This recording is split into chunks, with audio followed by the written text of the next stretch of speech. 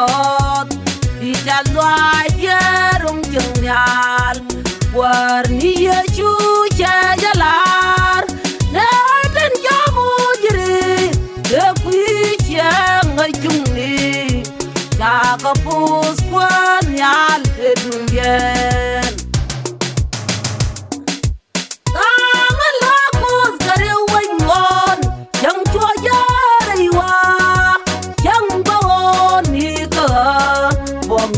kadu aja bungai jam an balang nukut sudwar katim wanwa an ngada jelakus kakai laju siapa lekam kaya pun mukwan nazya mi moi kayari galat kaya jagyal kebida aloy kunte tatem du tau jengyal ke kuineni tin mas kamasaye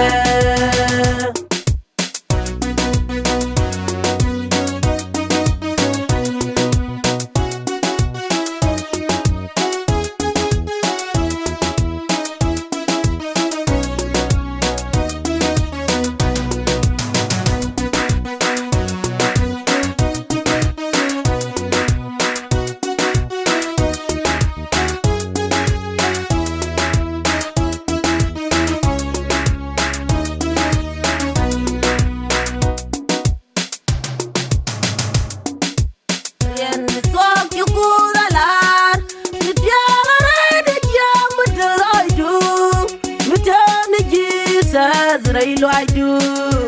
duku kecung genjal luajin tok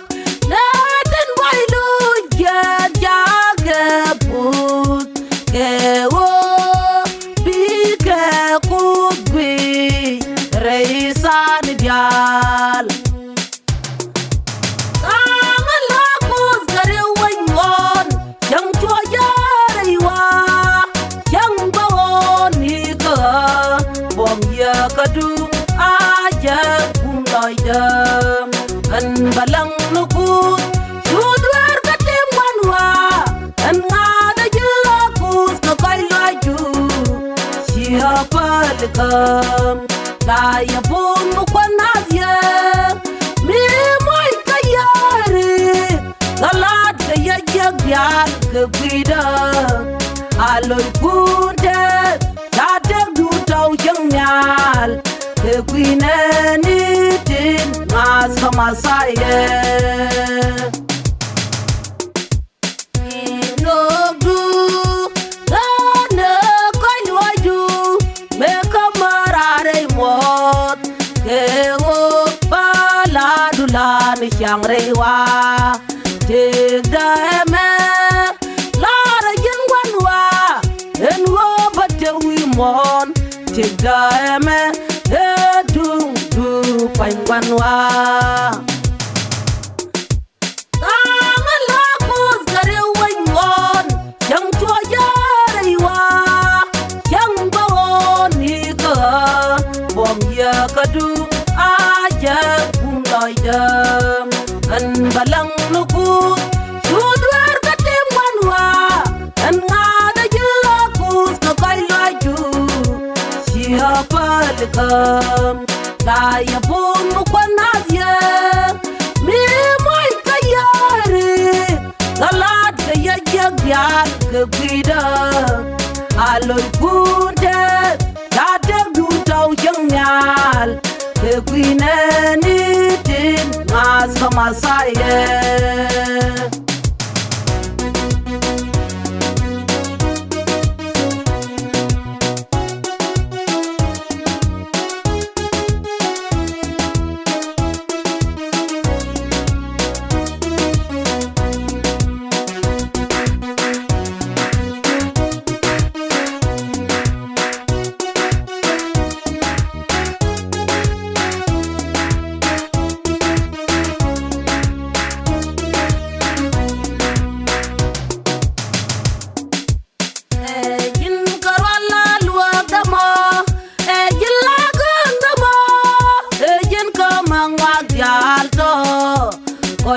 kadial boken kiji reite kada balan kun yam den chang reiring mika ko luagda jen Jesus